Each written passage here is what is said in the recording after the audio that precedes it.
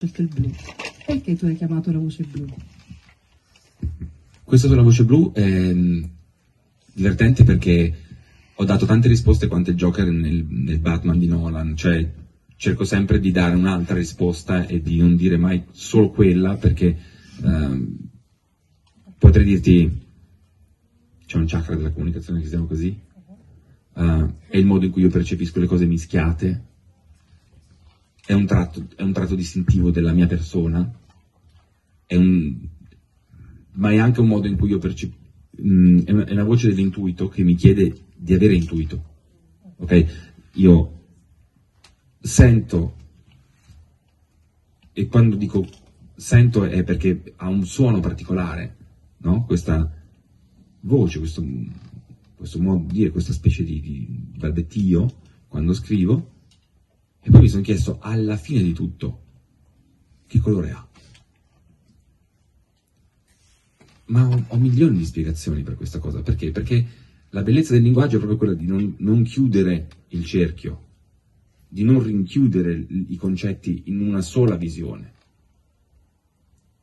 E infatti grandi poeti come Shakespeare, appunto come Dante, usavano una grande semplicità che poteva aprire 1000 altre porte.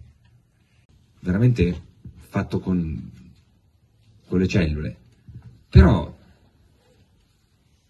sai che cosa è stata la conquista?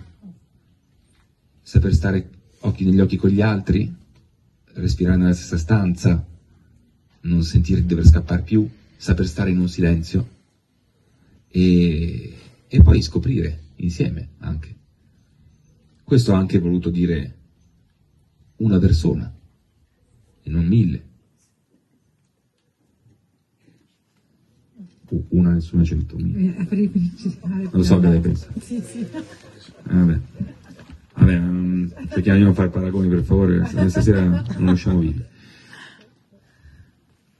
Inizio con un'altra, di solito la raccolta, il finale della raccolta, però mi piaceva invece dedicarvi alcune cose. Questa sera sento un certo tipo di persone di attenzione, quindi vi dedico queste senza spiegarvele tanto parlano da sole.